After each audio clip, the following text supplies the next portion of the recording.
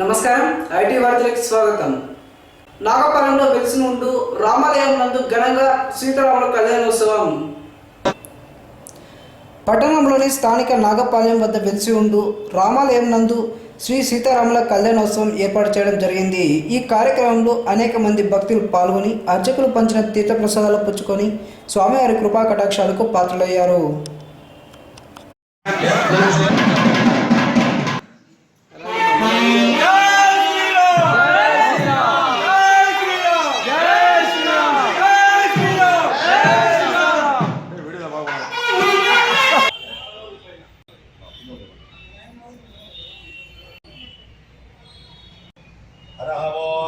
भद्रं कर्णेव सुयाम देवाः भद्रं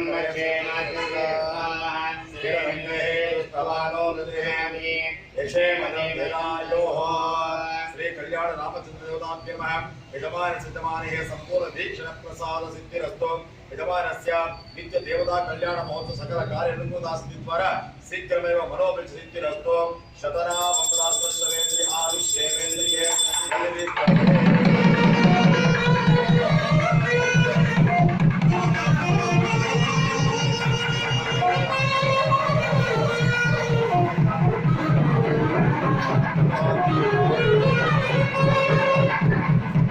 सर्वतोमुख प्रदादिः.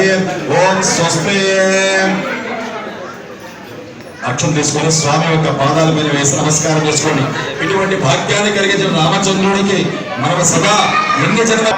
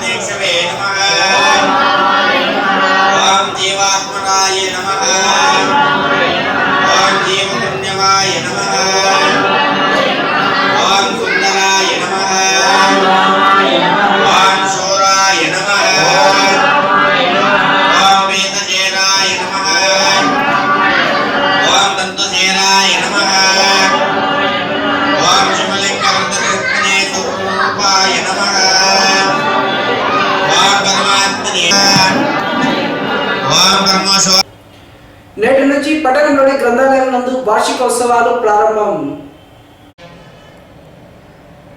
పుస్తక పఠనంతోనే ఉన్నత స్థానాలను పొందవచ్చని విశ్రాంత ఉద్యోగులు సీతాపతిరాజు పేర్కొన్నారు. గ్రంథాలయంలో విద్యార్థులు ప్రత్యేక శిక్షణ తరగతులలో భాగంగా బుధవారం స్థానిక గ్రంథాలయంలో నేడు శిక్షణ తరగతులు ప్రారంభించారు. ఈ సందర్భంగా ఆయన మాట్లాడుతూ గతంలో గ్రంథాలయాల్లో చదివిన పిల్లలే ఎంతోమంది ఉన్నత స్థానాల్లో అనుభవించారని, ప్రస్తుతం పిల్లలు టీవీలు, సెల్ ఫోన్లు సమయం వృధా చేస్తున్నారని ఆవేదన వ్యక్తం చేశారు. చెడు అలవాట్లకు బానిసలు పడుతున్నారని వాపోయారు. విద్యార్థులు క్రమశిక్షణతో చదవలేకుండా సెలవుల దినాల్లో గ్రంథాలయాల్లో పుస్తకాలు పఠనం చేయాలని కోరారు. గ్రంథాలయ అధికారులు శుభరాఘవన్, నసీబ్ జాన్ మాట్లాడుతూ ఈ శిక్షణ తరగతులు జూన్ 7వ తేదీ వరకు గ్రంథాలయాలు నిర్వహించడం జరుగుతుందని అన్నారు. ఈ అవకాశాన్ని విద్యార్థులు సద్వినియోగం చేసుకోవాలని కోరారు. పాడుకోకుండా ఎందుకు మనకి కర్మ అని మీరు అనుకుంటారు. గ్రంథాలయాల్లో ఉండేటువంటి విజ్ఞానం అది మీ భవిష్యత్తుకి, పిల్లల భవిష్యత్తు మీరే రేపటి పౌరులు. మీరు శాస్త్ర సాంకేతిక రంగాల్లో నాయకులుగాను డాక్టర్లు రకరకాల దీంట్లో ఎదుగుతారు. దానికి ఎంతో దోహదపడతాయి. దానికి సంబంధించిన పుస్తకాలంతా కూడా ఆడ బూజు పట్టిపోయి నిక్షిప్తంగా ఉన్నాయి. మమ్మల్ని ఎవరు ముట్టుకునేవాళ్ళు లేదే, మమ్మల్ని చదవలేదే అని రోధిస్తూ ఉన్నాయి ఆ గ్రంథాలయాలు. మనం ఈ గ్రంథాలయాలకు పన్ను కూడా కడతా ఉన్నాం. మనం ఇంటి పన్నుల్లో ట్యాక్సుల్లో గ్రంథాలయ పన్ను ఉంది కాబట్టి మనకి హక్కు ఉంది. మీరు నిర్భయంగా రావచ్చు. గ్రంథాలయం ఎన్ని గంటలకు తెరవబడి ఎన్ని గంటలకు మోయబడుతుంది, మళ్ళీ సాయంకాలం ఉంటుంది. 2 పూటల్లో మీకు విరామంగా ఉండేటప్పుడు ఈ వేసవి సెలవుల్లోనే కాదు మిగతాటప్పుడు వచ్చి ఎంతోమంది మహనీయులంతా కూడా గ్రంథాలయాల్లోనే చదువుకొని వాళ్ళు బీదలుగా ఉండేదాన్ని వాళ్ళ తల్లిదండ్రులు గ్రంథాలయంలో ఉండే పుస్తకాలు తీసుకొని న్యాయశాస్త్ర కోవిదులు, రాష్ట్రపతులు, ప్రధానమంత్రులు, గొప్ప గొప్ప వ్యక్తులైనటువంటి ఉదాహరణలు ఎన్నో ఉన్నాయి. కాబట్టి మన గాంధీ మహాత్ముడు కూడా సత్యహరిశ్చంద్రుని యొక్క కథ నాటకం చదివి దాంట్లో ఉండేటువంటి సత్యము, అహింస ఇవన్నీ కూడా గ్రహించుకున్నట్టు వాడే ఇంతటి మహానాయకుడై మన దేశానికి స్వాతంత్రం సంపాదించాడు. శివచక్రవర్తి, కర్ణుడు అయిన దాతలు ఎంతోమంది వీరులు స్వాతంత్రం కోసం ఎటువంటి వాళ్ళ చరిత్రలంతా ఉన్నాయి.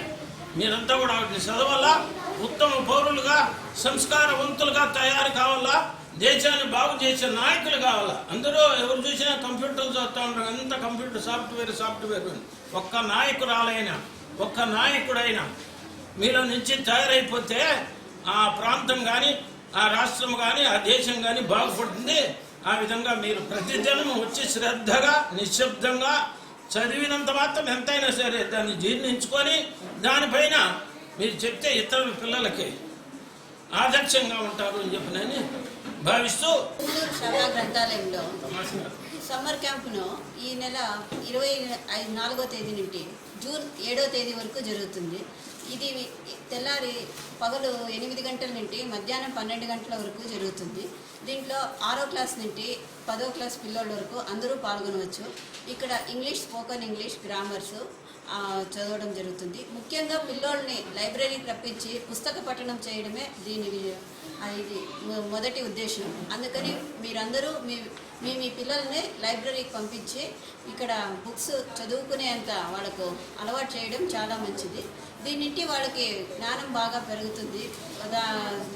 జ్ఞానం పెరిగితే వాళ్ళు ఇంకా ముందు వేరే ఏదన్నా దీనికి బాగా ఉపయోగపడుతుంది. పెద్దవాళ్ళు అయినాక చిన్నప్పటి నుండి పఠనా శక్తిని పెంపొందించడం చాలా ఇది. అందువల్లనే మా డైరెక్టర్ గారు దీన్ని ఈ ఉద్దేశంతోనే సమ్మర్ క్యాంప్ అని స్టార్ట్ చేయడం జరుగుతుంది. ఇది ఈ నెల ఈ రోజు నుండి జూన్ 7వ తేదీ వరకు ఈ ప్రోగ్రామ్స్ జరుగుతుంది. జగము ఎవ్వని లోపల నుండు లేనమై